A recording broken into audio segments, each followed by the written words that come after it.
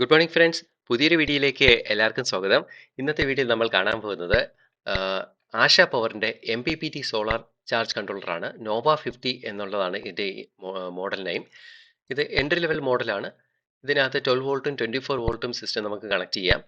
ഈ വലതുവശത്തെ പാനലിൽ ഒരു സ്റ്റിക്കറുണ്ട്. ഈ സ്റ്റിക്കറിനകത്ത് മെനുവിൽ എന്തൊക്കെ നമുക്ക് കാണാൻ കഴിയും എന്നാണ് കാണിച്ചേക്കുന്നത്.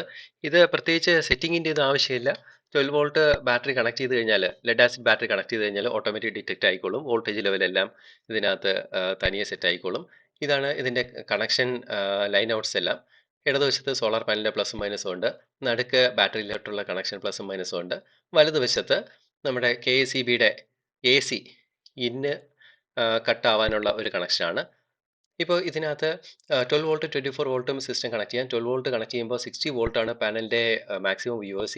800 വാട്ട്സ് പാനൽ വരെ കണക്ട് ചെയ്യാം. 24 വോൾട്ട് ബാറ്ററി സിസ്റ്റം കണക്ട് ചെയ്യുമ്പോൾ 90 വോൾട്ട് വരെയാണ് VOC. അതായത് രണ്ട് പാനൽ നമുക്ക് സീരീസ് ആയിട്ട് കണക്ട് ചെയ്യാൻ കഴിയും.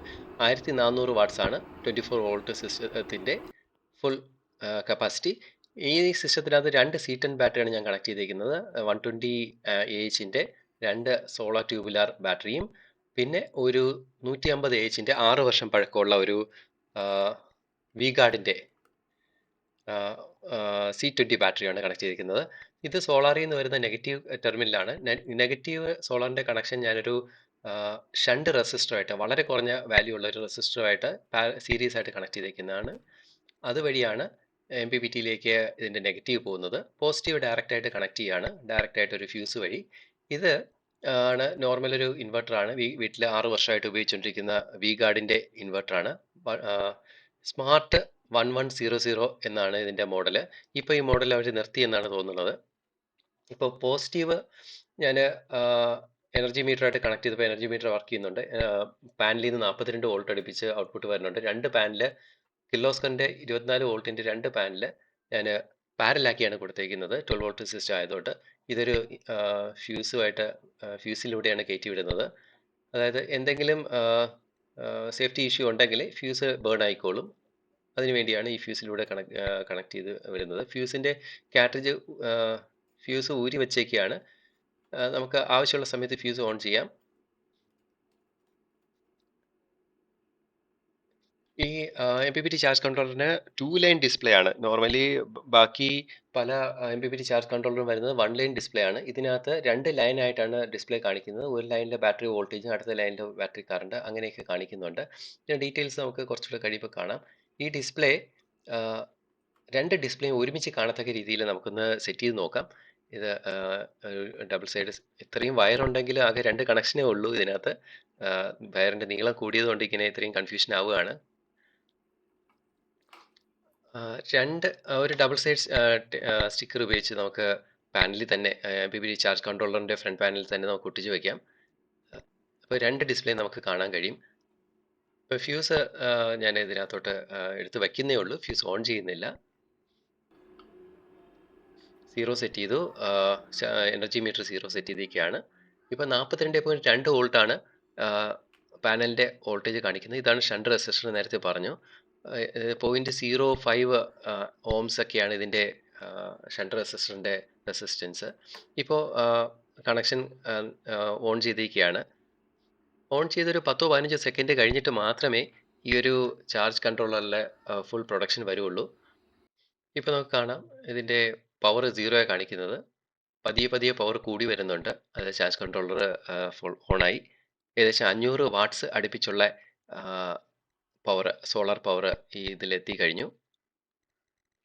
2 സോളാർ പാനലാണ് ഞാൻ പാരലായിട്ട് കണക്ട് ചെയ്തിരിക്കുന്നത്. കിർലോസ്കറിൻ്റെ 400 വാട്ട്സിൻ്റെ 2 മോണോപെർക്ക്, ഹാഫ് കട്ടല്ല, മോണോപെർക്ക് ഒരു 3-4 വർഷം പഴക്കമുള്ള പാനൽസ് ആണ് കണക്ട് ചെയ്തിരിക്കുന്നത് പാരലായിട്ട്. ഇപ്പോൾ 475 വാട്ട്സ് പാനൽ ഔട്ട്പുട്ട് വരികയാണ്.